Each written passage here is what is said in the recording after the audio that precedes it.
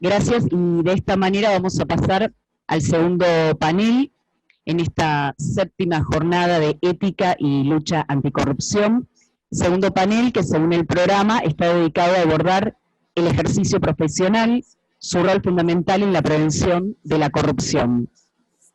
Este panel está integrado por dos disertantes, el doctor ingeniero Carlos Augusto Vallet y el doctor Carlos Balbín. Le vamos a dar la palabra, en primer lugar, al doctor ingeniero Carlos Augusto Vallet. Le invitamos al estrado. El doctor ingeniero Carlos Augusto Vallet es miembro de la Comisión de Ética y Lucha Anticorrupción del Consejo Profesional de Ingeniería Civil. Bienvenido, buenos días y los escuchamos.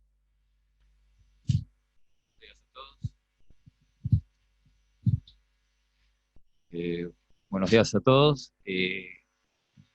Muchas gracias. ¿Está abierto? ¿Está abierto? Sí, está habilitado. Sí. Bueno, ante todo, muchas gracias al Consejo Profesional por permitir nuevamente exponer esta materia que nos involucra a todos en el ejercicio profesional y en la vida social. Es un placer también tener al doctor Carlos Balbín, el ex procurador del Tesoro, cuya actitud relevante en los últimos años también es de actualidad a través de casos resonantes que se están teniendo en cuenta en estos momentos en tribunales, tales como el caso Correos, Autopistas y otros. En particular, en esta ocasión vamos a hablar del ejercicio profesional y de nuevas formas más difíciles de observar, de episodios que podrían configurar corrupción y que nos atañen tanto socialmente como en nuestra actividad diaria como ingenieros civiles. Me refiero en particular a toda la problemática que existe con la politización extrema en la actividad que tiene que ver con el ámbito profesional, y también con nuestro trabajo en el Estado y en las empresas privadas, y la informalidad que coadyuva también a que se produzcan baches en el control, baches en la fiscalización, baches en la realización de documentación, que indudablemente van a dar lugar a nuevas y novedosas formas difíciles de desentrañar, nuevas corruptelas que con el transcurso del tiempo seguramente darán lugar a nuevos casos y nuevas investigaciones. Y nuestro rol proactivo es anticiparnos esta vez a esa problemática y proponer, identificar ante todo, y proponer soluciones al respecto.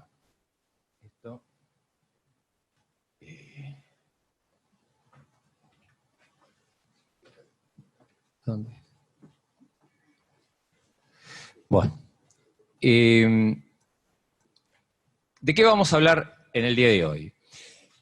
Vamos a hablar específicamente de la politización extrema de los organismos de control y de las empresas que se dedican a realizar actividades técnicas, actividades de construcción y actividades de fiscalización. Cuando hablamos de politización extrema, hablamos de la influencia del sector político en nuestras áreas profesionales.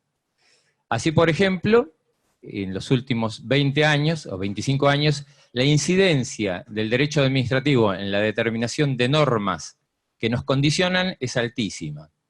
La creación de entes reguladores y de empresas del Estado que dominan en el contexto político prácticamente la totalidad de decisiones nuestras es un condicionante para todos los profesionales que están involucrados.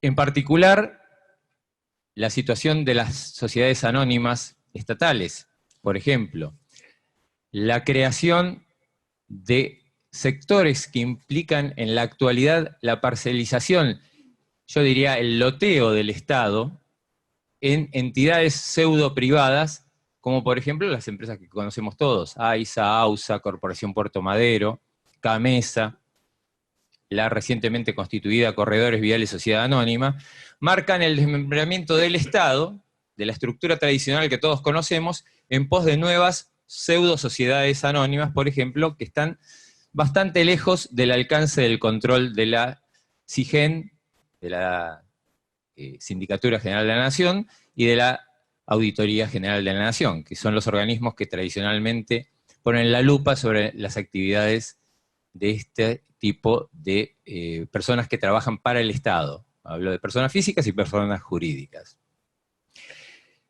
Es muy difícil de explicar esto en pocas palabras, porque aún para los especialistas en derecho administrativo me refiero a los especialistas que están interesados en la mejora del Estado, no en aquellos que lucran con su actividad, y me hago cargo de lo que digo, lucran con su actividad estando involucrados últimamente, y sobre todo en estos últimos 10 años, dentro de la estructura del Estado y fabricando y reformulando y haciendo normas para el propio Estado. Es decir, el sector privado que ha realizado normas dentro del Estado que muchas veces se han determinado actualmente perjudican al propio Estado. ¿A qué me refiero con esto? Que, por ejemplo, en el caso de las empresas privadas, se ha determinado en su totalidad prácticamente, estas que he mencionado, que están regidas por autoridades políticas. Para el caso de algunos entes reguladores, el caso de esta empresa Corredores Viales Sociedad Anónima, tienen directorios reducidos a 2 o 3 personas, una de las cuales es el presidente a su vez es generalmente un subsecretario o secretario de Estado, y 2 o 3 directores, con suerte, que manejan políticamente las empresas. ¿Por qué nos involucran nosotros y por qué nos metemos, entre comillas, en estos problemas? Porque debajo de esas estructuras estamos nosotros. Estamos nosotros realizando tareas profesionales, estamos nosotros controlando, estamos nosotros fiscalizando. Y nosotros, entre comillas, ¿quiénes somos? Muchas veces somos profesionales contratados en situaciones extremadamente informales. Es un hecho que el Estado Nacional, el propio Estado de la Ciudad de Buenos Aires, es realmente el campeón de la contratación en negro en la actualidad. Los llamados contratos basura, los contratos de 6 o 12 meses para profesionales son moneda corriente. Entonces ustedes se encuentran ante la dicotomía de que importantes contratas, que a su vez después vamos a ver que pueden ser en muchos casos contratas direccionadas o contratas difusas, como en el caso de los PPP, están sometidos a controles de profesionales que a su vez se encuentran en una inestabilidad laboral creciente.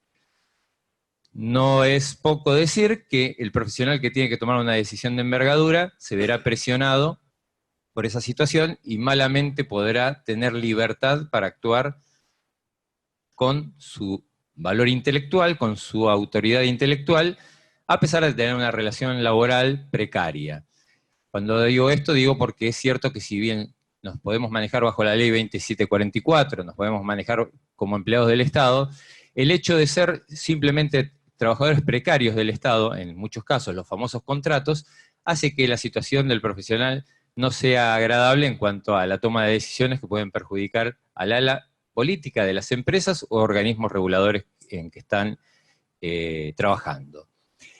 Hay casos sobrados de esto, hay casos que nosotros mismos hemos relevado en el Consejo Profesional, profesionales que han denunciado situaciones en respecto a pliegos, respecto a consideraciones de ejercicio profesional, respecto a competencias e incumbencias profesionales, pero la disyuntiva siempre lleva al mismo punto: la defensa de la fuente laboral, la precariedad de la fuente laboral, la defensa del bien propio que es el salario, aunque sea precario, hace que esas posiciones no sean prosperables en el tiempo, dado que el profesional solo no puede actuar ni puede defenderse.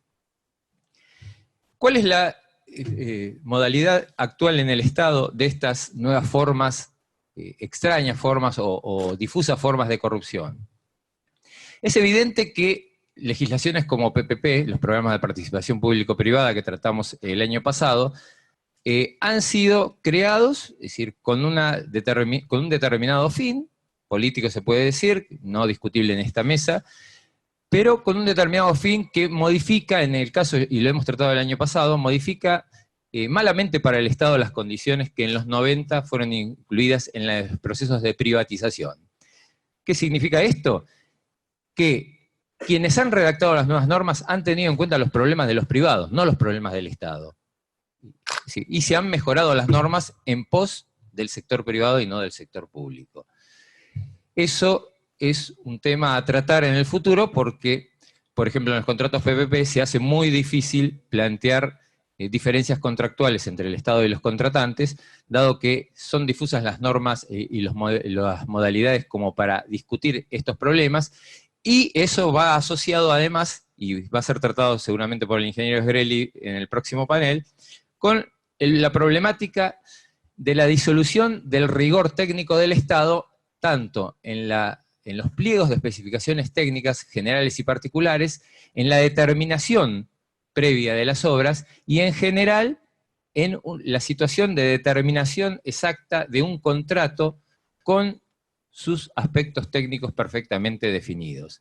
En los PPP se dan pliegos en que las condiciones son absolutamente laxas, las condiciones técnico-jurídicas son realmente amañadas, y la posibilidad de que existan tanto manifestaciones de mayores costos, manifestaciones de eventos nuevos por parte, indefinidos por parte que favorezcan a los contratistas, son infinitas. Para eso haría falta mencionar en detalle lo que es un contrato de la materia, un contrato PPP, y aquellos de ustedes que hayan trabajado en contrato de obra pública, Ley 13064, y hayan trabajado para una empresa constructora, y hayan visto la cantidad de condiciones que se tuvieron tradicionalmente en la obra pública, se van a ver desconcertados si leen uno de estos contratos, Ley de Participación Público-Privada, porque realmente es otro lenguaje absolutamente distinto. Es decir, las condiciones son absolutamente difusas.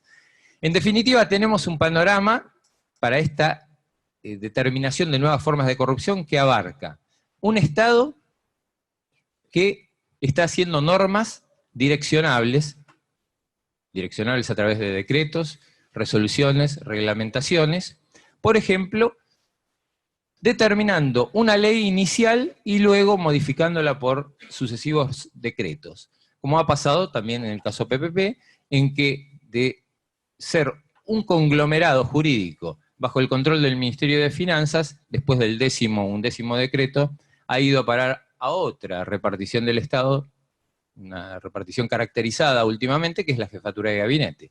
O sea que en realidad hoy esos contratos dependen del control político de jefatura de gabinete cuando ninguno de nosotros podría imaginarlo.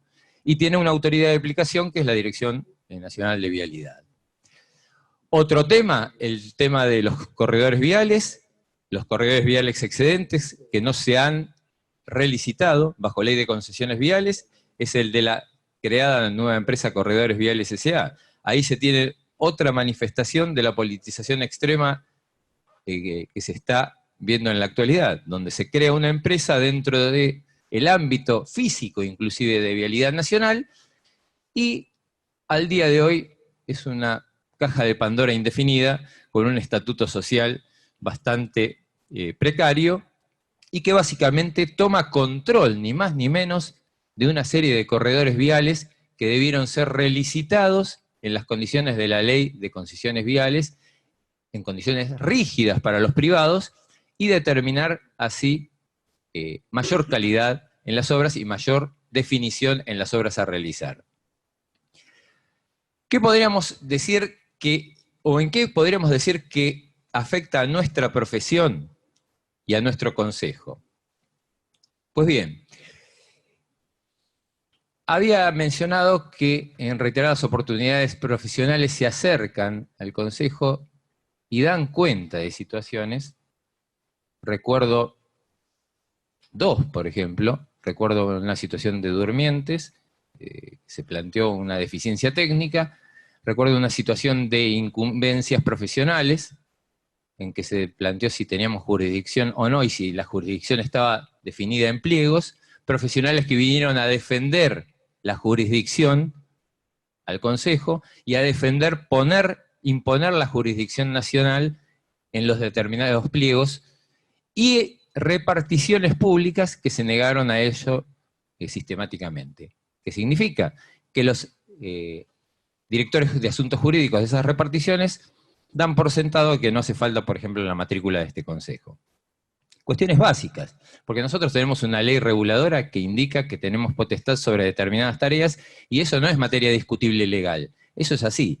Pero bueno, en esta situación posmoderna, un tanto líquida, en que todo se transforma constantemente y nada es lo que parece, existen cantidades de disposiciones jurídicas, de asesores técnicos jurídicos de reparticiones, que pueden llegar a decir literalmente que 2 más 2 son 5 sin ningún tipo de problema.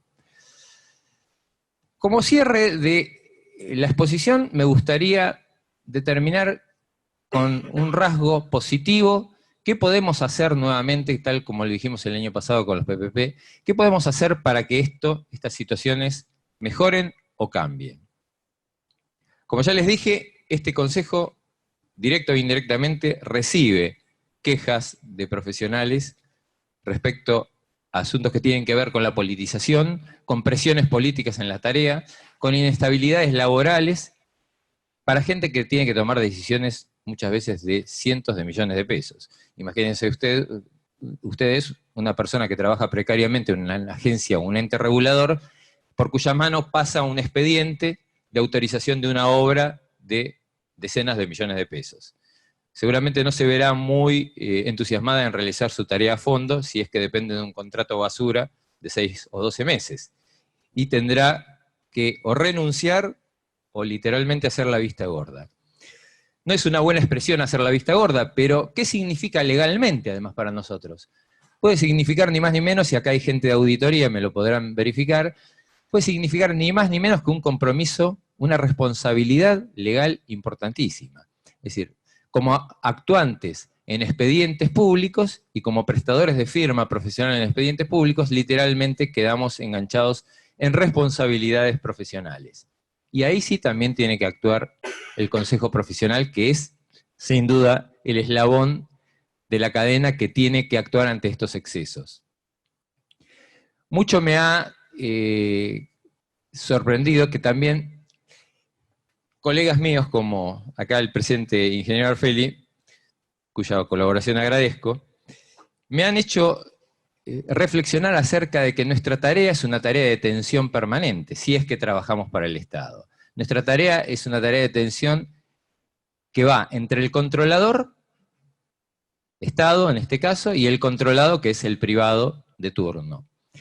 Nuestra tarea es determinar, en muchos casos, decisiones que implican adicionales de millones y millones de pesos. Decisiones que pueden ser legales o pueden ser absolutamente ilegales y en las cuales nosotros estamos prestando nuestra conformidad. Y finalmente, ser conscientes de que esta indiferencia que podríamos llegar a tener sobre el ejercicio profesional nos puede llegar a traer muchísimas responsabilidades y muchísimos problemas.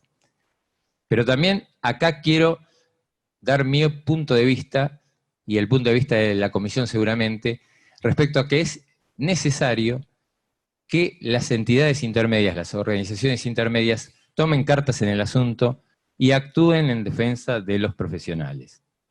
Esto es, tener mayor conciencia social de la responsabilidad del profesional respecto a su actividad en el Estado y en el sector privado, defender al profesional, no solamente ver la ética como una sanción al profesional cuando comete alguna macana o algún problema en su ejercicio menor, sino también en su actitud, como en su actividad, sobre todo el ingeniero civil, como gerenciador, como manejador de grandes contratos dentro del Estado y dentro de empresas privadas. Y para finalizar, nuevamente como el año pasado, me gustaría llevarlo esto a la tierra, a las cosas de todos los días. Estamos llenos de reglamentaciones, de resoluciones, de sanciones. Sin embargo, se me ocurrió hablar de 2 o 3 ejemplos tontos que marcan cómo toda esta influencia política termina diluyendo el control más tonto. Y en ese caso hicimos una prueba de ver qué pasa en la ciudad ante caso de residuos cloacales. Fíjense que estamos hablando de qué cosas tan sonsas estamos hablando. Residuos cloacales enviados a la calle. Ustedes dirán, una colección clandestina, una cosa absolutamente terrenal y menor.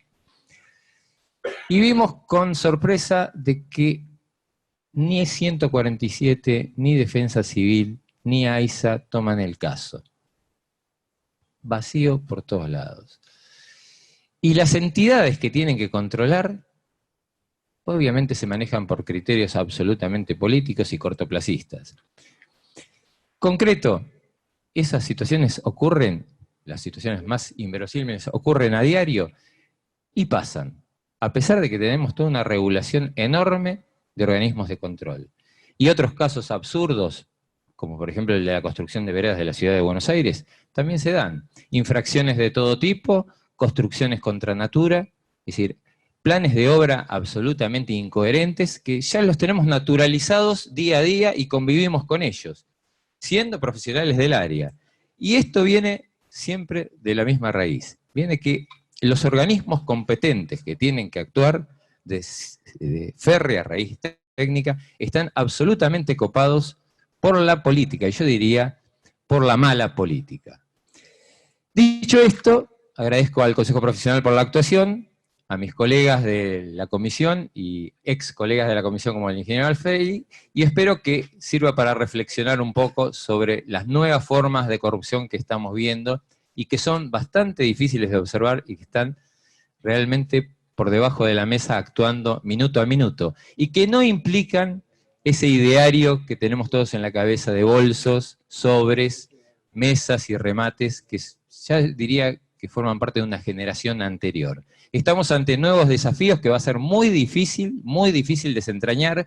Tenemos realmente, y esto no es un tema político, sino una herencia no de esta administración, sino una herencia, yo diría, de los últimos 25 años, de capas geológicas de decisiones que implican favorecer actos corruptos, y que en algún momento vamos a tener que desenredar como una enorme madeja en la cual el derecho administrativo también, y por eso me enorgullezco de que esté acá el doctor Balbín, el buen derecho administrativo desde el Estado y para el Estado, junto a la buena técnica de los profesionales y de los consejos profesionales, va a tener un rol fundamental. Bueno, desde ya les agradezco la atención. Muchas gracias. Muchas gracias al doctor ingeniero Carlos Augusto Balet, miembro de la Comisión de Ética y Lucha Anticorrupción del Consejo Profesional de Ingeniería Civil. Ahora va a tomar la palabra en este segundo panel el doctor Carlos Balbín. Él es ex procurador del Tesoro de la Nación. Lo escuchamos. ¿Qué tal? Buenos días a todos, a todas. Para mí es un placer estar aquí nuevamente en el Consejo, compartir este panel con el ingeniero Balet. En primer lugar, por la invitación que me ha hecho el Consejo Profesional. En segundo término, por compartir el panel con el ingeniero Balet. Yo creo que uno de los déficits del derecho argentino es el carácter cerrado, críptico, y que es necesario, por tanto, que el derecho se abre y que comience a dialogar con las otras disciplinas. Por eso festejo particularmente que construyamos este diálogo entre abogados e ingenieros. Por otro lado, yo escuchaba al final del panel anterior que se hablaba o se preguntaba respecto de las normas ISO. Y creo que para hablar puntualmente de la aplicación de las normas ISO o de otras reglas específicas, debiéramos analizar cuál es la matriz regulatoria de la obra pública en general y cómo ha mutado esa matriz regulatoria en los últimos años. Y finalmente un análisis de cómo esta modificación de la matriz regulatoria sobre la obra pública impacta sobre la transparencia o eventuales hechos de corrupción. Si yo tuviese que describir brevemente, como ustedes conocen, cuál es la matriz regulatoria de la obra pública en los últimos años o décadas de la Argentina, obviamente que todos citaríamos la Ley de Obra Pública y sus normas complementarias. ¿En qué consiste básicamente esta matriz regulatoria de la obra pública desde la década del 50 del siglo pasado? Por un lado, una presencia mayor del Estado, un reconocimiento de privilegios a favor del Estado, y por el otro lado, un conjunto casi ilimitado de normas, de resoluciones, reglamentaciones que rodean la obra pública. O sea, en otras palabras, si uno tuviese que describir esa matriz regulatoria, lo podría hacer a partir de estas dos características: privilegios estatales y un sinnúmero de reglas que se aplican sobre la obra pública. Pero yo creo que a esa caracterización, para hacerlo en términos más completos e integrales, debiéramos sumar otras características de esa matriz regulatoria. Por un lado, lo que yo llamo la orfandad de reglas, porque se ha dicho y se ha escrito mucho en la Argentina respecto de que una de las causas o concausas de la corrupción es el conjunto indefinido de reglas jurídicas que le permite al funcionario elegir unas y tachar otras de modo libre o discrecional. Y eso es relativo, porque vamos a encontrar ciertos espacios en los cuales no existen prácticamente reglas jurídicas, y el ejemplo es el de la renegociación de los contratos, y particularmente de los contratos alcanzados por la ley de emergencia dictada en su momento por el gobierno del expresidente Duhalde. Cómo se renegociaron los contratos de obra pública y de concesión de obra pública a partir del marco de esa ley en la crisis del año 2001. Y el ejemplo puntual es el de la renegociación de las autopistas. ¿Cuáles son las reglas que el Estado debe aplicar para renegociar esos contratos? Y la respuesta, desde mi perspectiva, es que existen infinidad de lagunas o una orfandad regulatoria. De modo que no es cierto, desde mi perspectiva, que el Estado regula y regula en exceso, sino que en ciertos casos el Estado no regula, y eso permite justamente incluso mayor discrecionalidad, mayor libertad y eventualmente mayores nichos de corrupción que en aquellos espacios en los cuales el Estado regula y lo hace en exceso. Otra característica muy importante de ese marco regulatorio es la anomia. No se trata meramente de describir reglas jurídicas, sino el incumplimiento de esas reglas jurídicas por parte del Estado y de los particulares.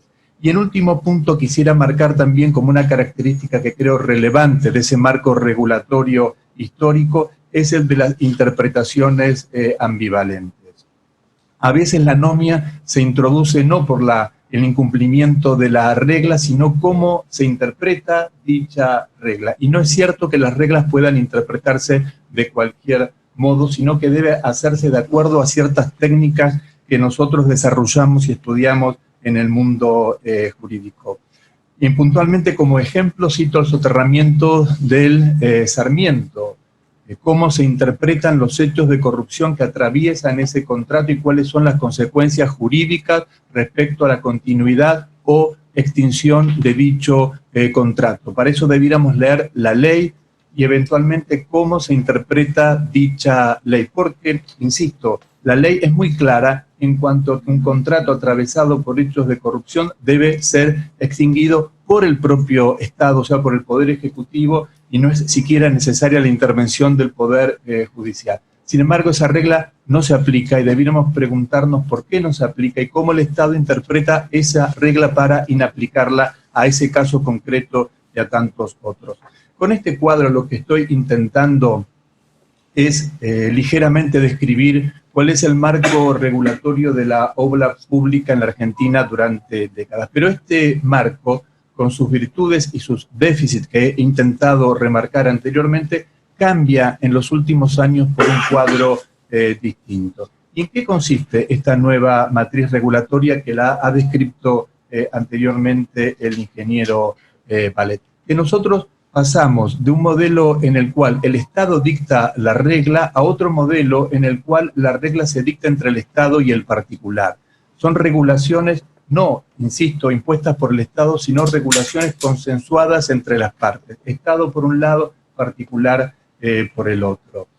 Esto, en términos más técnicos, se expresa en el siguiente modo. Reemplazamos derecho público por derecho privado, porque el derecho público es un derecho en el cual se establece la desigualdad entre Estado y particular y los privilegios estatales. Y ese modelo es sustituido por otro de derecho privado en el cual la regla básica de construcción es la de la igualdad entre las partes. ¿Qué ejemplos podemos citar en este sentido? Los contratos PPP. ¿Cuál es la diferencia entre ese modelo regulatorio de contratos PPP con la matriz regulatoria que describí anteriormente? Que en la anterior era el Estado el que dictaba las reglas. La ley 13.064, los pliegos, los decretos reglamentarios, mientras que en el modelo PPP las reglas las establece el Estado con el particular. Es un modo de construcción de reglas en términos de negociación y de consenso. Cuando uno lee el texto de la ley PPP, esta dice claramente que no se aplica derecho público. ¿Y qué quiere decir cuando el legislador expresa que no se aplica derecho público? Que las reglas no las construye el Estado por sí solo, sino que las reglas se construyen entre el Estado y el particular. Y otro ejemplo, en igual sentido, es Corredores Viales Sociedad Anónima. Pasamos de un modelo de Estado centralizado con reglas de derecho público rígidas a otro modelo de un Estado descentralizado con reglas de derecho privado. Corredores Viales Sociedad Anónima no se rige por derecho público, por ese modelo que yo describí anteriormente, sino por un nuevo modelo de derecho privado. ¿Cómo podemos, en términos simples, sintetizar el derecho privado? Los contratos en derecho privado no se rigen por el derecho privado. Cuando uno lee el Código Civil, este dice claramente que los contratos se rigen por el acuerdo entre las partes, o sea, por las reglas que construyen las partes, y solo supletoriamente, en caso de laguna, se aplica el derecho civil. Ese modelo es obviamente muy distinto al modelo de derecho público que describí anteriormente. Pero incluso podría citar un paso más audaz en la creación de este modelo regulatorio. No se trata entonces simplemente de crear reglas consensuadas entre Estado y particulares, sino directamente reglas creadas por los particulares. Pasamos de una regulación estatal a otro modelo de regulación consensuada, a un tercer modelo de regulación por el propio destinatario. Los programas de integridad, cualquier empresa privada que participe en un proceso de contratación con el Estado tiene que aprobar un programa de integridad de acuerdo a la Ley de Responsabilidad Penal Empresaria. Ese programa de integridad no lo crea el Estado, ni tampoco lo crea el Estado con el particular, lo crea directamente el particular. Es verdad que la ley establece principios básicos y que luego la Oficina Anticorrupción dictó resoluciones al respecto, pero en definitiva quien crea el programa de integridad es la propia empresa, o sea, el destinatario de la matriz regulatoria, y quien controla la aplicación de esas reglas es el propio destinatario. La consecuencia, como todos sabemos, es que si la empresa aprueba un programa y cumple con el programa y con otras condiciones, se exime de responsabilidad penal por los hechos de corrupción. En síntesis, lo que estoy intentando plantear, ciertamente discutible, es que estamos pasando a matrices regulatorias en donde los particulares deciden con el Estado o lisa y llanamente el propio particular dice cuál es la regla que se debe aplicar. Pero además, este modelo tiene otra característica que es la siguiente según mi perspectiva. A partir de ahora no se construyen reglas fuertes, o sea, reglas jurídicas significa en términos simples un mandato, no sé qué significa eso, pero continúo. Un mandato y una consecuencia jurídica. El Estado, a partir de esta nueva matriz, empieza a construir reglas que son simples recomendaciones, reglas que no tienen consecuencias jurídicas. Un ejemplo puntual de esto es el caso de los conflictos de interés en Corredores Viales Sociedad Anónima o en cualquier otra sociedad anónima. ¿Cómo se regulan los conflictos de intereses? ¿Y cuáles son las consecuencias en caso de incumplimiento de esa matriz regulatoria? La Jefatura de Gabinete de Ministros dictó una resolución que se titula Lineamientos Básicos para las Empresas Estatales. Esa disposición establece recomendaciones en materia de conflictos de intereses. No son reglas obligatorias, sino, insisto, meramente consejos. Y si la sociedad anónima, que es la destinataria de esa matriz regulatoria, incumple con las reglas de conflictos de intereses creadas por jefatura de gabinete, la consecuencia no existe. Entonces, lo que tenemos que advertir, más allá de analizar luego las reglas puntuales, como es el caso de las reglas ISO o cualquier otra, es que estamos mutando de matriz regulatoria, y no solo en cuanto a quién hace la regla, sino cómo se construye la regla. Las reglas se construyen a partir de un modelo diverso, insisto, que no es el de la regla tal como nosotros conocemos y ustedes aplican habitualmente, sino que se trata de recomendaciones o consejos. Más ejemplos en tal sentido es el Plan Anticorrupción. Quien tenga tiempo puede leer el Plan Anticorrupción aprobado por el gobierno. Son 260 medidas. Quien descubra una regla entre las 260 medidas, por favor, llámeme para poder compartirlo, porque son 260 recomendaciones, 260 consejos, y además casi ninguno se refiere al conflicto de intereses, que es, como decía el ingeniero Valet, uno de los temas más críticos en este momento en términos de transparencia. Podríamos ahondar en esto. Por ejemplo, la OCDE. La OCDE es también un modelo, en la medida que la Argentina está en un proceso de incorporación a la OCDE nos lleva justamente a una matriz regulatoria privada o construida por los particulares y a un modelo de recomendaciones. El capítulo de la OCDE, por ejemplo, sobre transparencia es un conjunto de recomendaciones que Argentina prácticamente no cumplió con ninguna de las recomendaciones que está descrito allí en el marco de la OCDE. Aclaro esto, no lo dije antes, es normas o recomendaciones o consejos que ha dictado la OCDE particularmente para la Argentina. Dado que Argentina está en un proceso específico de incorporación a esta organización, ella ha dictado recomendaciones puntuales para el caso argentino.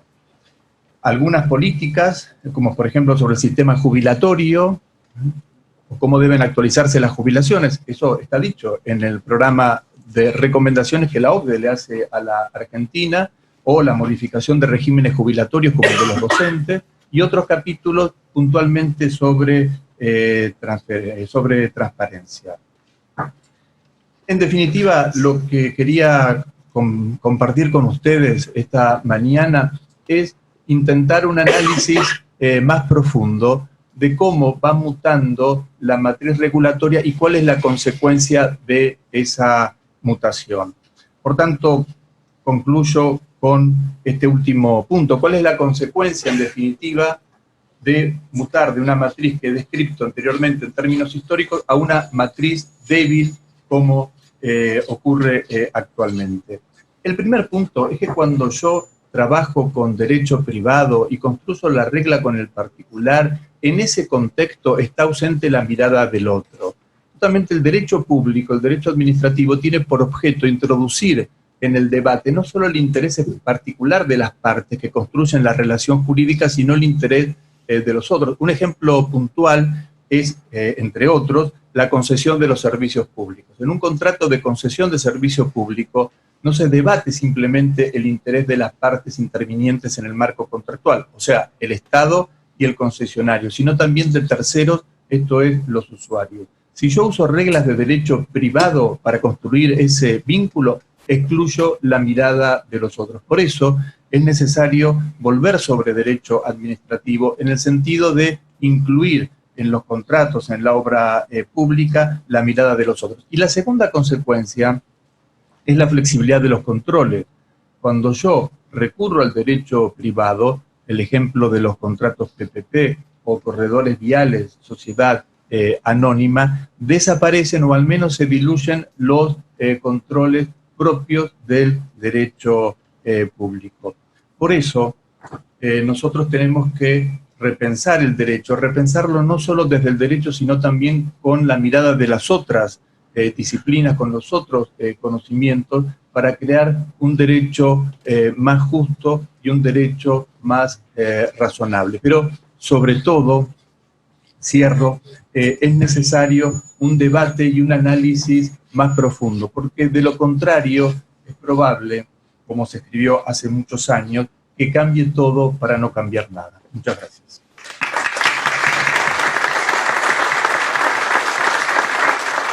Muchas gracias a ambos, tanto al doctor Carlos Balbín como al doctor ingeniero Carlos Augusto Vallet, por el desarrollo de esta intervención en el segundo panel sobre el ejercicio profesional, su rol fundamental en la prevención de la corrupción. Vamos a dar lugar al espacio de preguntas que nos hicieron llegar. En primer lugar, una pregunta tanto para el doctor Balbín como para el doctor Augusto Vallet. La ley de obra pública, dice, menciona que debe adjudicarse una licitación a la oferta, entre comillas, más conveniente, que los funcionarios la convierten en la oferta más baja económicamente. ¿Qué opinan sobre esto tanto el doctor Balbín como Vallet? Yo coincido con la mirada de quien hizo la pregunta, en el sentido que la oferta más conveniente no es la oferta económicamente más baja, sin duda.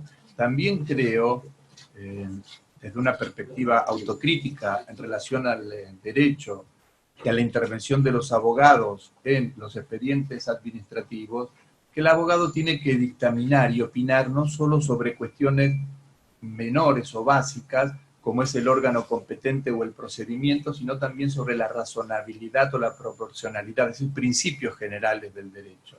Para poder resolver lo que plantean en la pregunta, es necesario introducir principios generales como la razonabilidad para establecer cuál es la oferta más conveniente. Pero evidentemente la oferta más conveniente en ese contexto normativo, depende evidentemente de cuál sea la norma a la cual nos refiramos, no es el menor precio, sino aquella que cumpla con el objeto primordial, que es proveer bienes o servicios al Estado al mejor precio y en las mejores condiciones.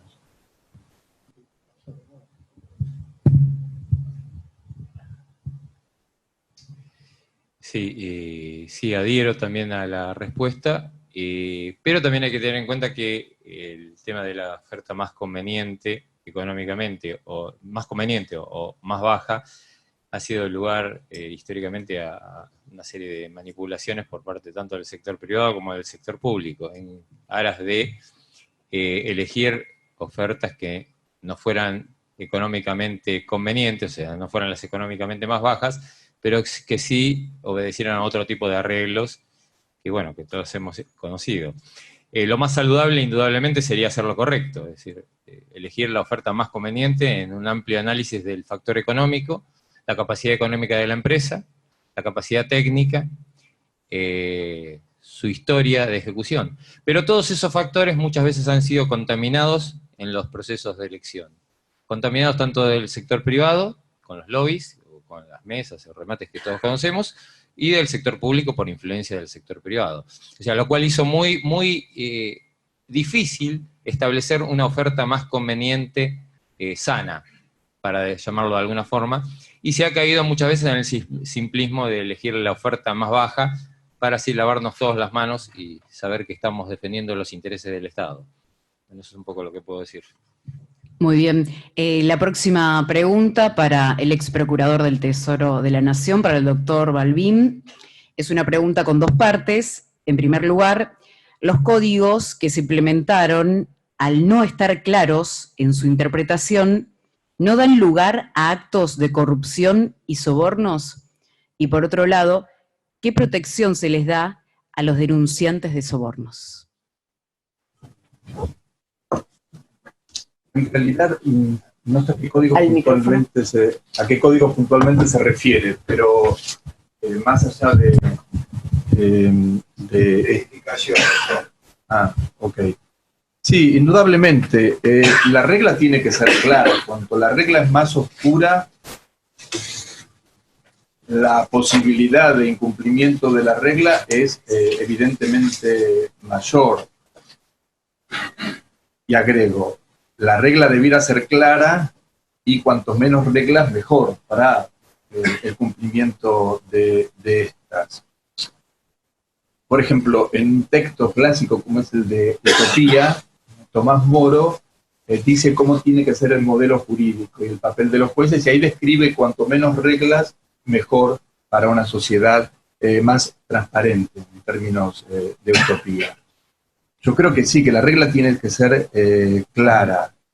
Lo que usted plantea, el código de edificación y otros nichos regulatorios, no se caracterizan puntualmente por la claridad de las reglas.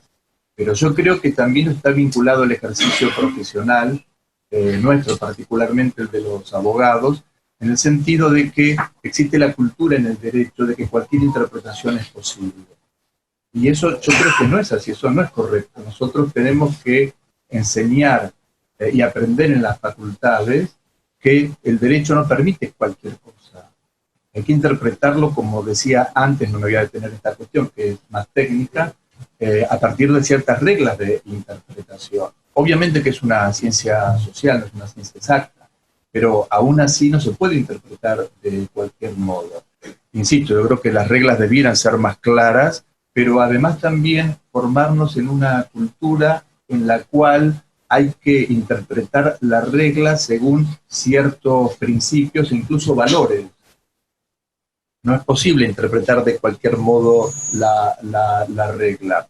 Cuando yo hablaba antes respecto de la ley de contrataciones y los casos de corrupción, insisto, tenemos que interpretarla de acuerdo a partir de ciertos postulados. Uno de esos postulados es la transparencia y también el propio interés estatal. Es decir, yo tengo que interpretar la regla aún confusa o oscura, pero a partir de principios de transparencia y de defensa del interés público. Entre todas las interpretaciones posibles, debo inclinarme por aquella que proteja de mejor modo el interés de público, que es en definitiva el interés de todos. Muy bien. Ahora para el ingeniero Vallet, sobre las PPP, la pregunta es si son una solución efectiva para evitar la corrupción, los sobreprecios y adicionales de obras. Si las PPP son una solución efectiva a estos problemas. Y por otro lado, ¿cómo podemos prevenir la corrupción y siendo nosotros, los profesionales, el último eslabón de las negociaciones difusas? Bueno, respecto a la primera parte de la pregunta, es evidente que hay que tener, y todos vamos hacia un mundo propositivo y queremos cosas mejores para el futuro. Pero como dije anteriormente, la misma génesis de esos contratos es amañada y es pro sector privado en cuanto a que da lugar a cantidad de vías de fuga para renegociaciones, redeterminaciones de precio, o inclusive, como hemos visto ayer, estudiando los contratos PPP, el modelo de contratos PPP, inclusive para determinar nuevos episodios en el transcurso de la contrata. Es decir, para los que trabajamos en obra pública tradicional es un lenguaje extravagante. Nuevos episodios en la contrata que pueden dar lugar a nuevos reclamos, y ahí mencionan una cantidad de situaciones. ¿Qué significa esto? Que bueno, yo creo que va en sentido inverso, en esa lógica va en sentido inverso, implica menos control de la contrata de obra pública, que ya tampoco sería puramente o técnicamente obra pública, sino PPP, porque ni siquiera la ley de obra pública está contenida dentro de estos contratos, sino que está taxativamente excluida. Esto es otro lenguaje totalmente distinto, como decía el doctor. Así que desde el punto de vista del control soy un tanto escéptico, es un control mucho más complicado. Inclusive los diferentes están sometidos a paneles técnicos en el futuro, ni siquiera a la propia intervención del Estado, paneles técnicos que, como había dicho el año pasado, y lo recuerdo porque no ha habido nada nuevo en ese sentido, actualmente han sido designados literalmente a dedo, si no han sido designados por concurso, como se estableció en su momento. Y otro tema también de esos paneles técnicos que supuestamente tienen que dirimir problemas no conocidos, porque tampoco hay acceso a cuáles son los problemas de la contrata. Es decir, es todo un mundo oculto, un mundo oculto y nuevo el que tenemos en este tipo de contratos. Esos paneles técnicos tampoco se sabe muy bien con qué criterios son convocados, quién convoca a quién y en base a qué predeterminación. Se supone que tanto la empresa PPP como el Estado designan, cada uno por su lado, un representante de panel técnico de una lista preestablecida. Pero los mecanismos no son muy claros en ese sentido y bueno, y estamos en la espera de que, como le dije anteriormente, se pueda desbaratar toda esa situación amañada a través de nuevos controles, que todavía no tenemos claros cuáles serán, pero que no son los que tenemos, ¿no? No son los que tenemos actualmente. Muy bien, muchas gracias a ambos por la participación en esta jornada, el aplauso y reconocimiento para ellos. El doctor Carlos Balbín, y allí también el doctor ingeniero Carlos Augusto Balet en esta participación. ¿Querés agregar algo más?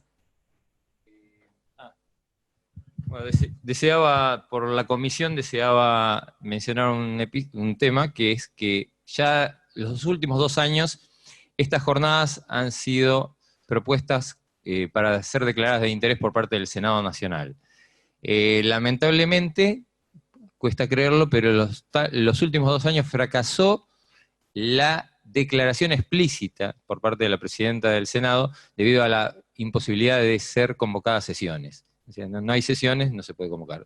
Por lo cual el promotor de la medida, el senador Fernando Solanas, nos manda una carta excusando esta situación y diciendo que, por supuesto, que en el Senado ha sido considerada las jornadas y que hay apoyo al respecto, ¿no? El apoyo de las instituciones siempre es importante para seguir teniendo un ambiente de consecución y de mejora del control del flagelo de la corrupción. Si quieren, la leen ustedes. Muy bien, queda a disposición mientras hacemos luego un break, sí. Así quienes quieran pueden leerla atentamente en cuanto a lo que se expresó así Pino Solanas en respuesta al CEPIC. Muchas gracias nuevamente a ambos.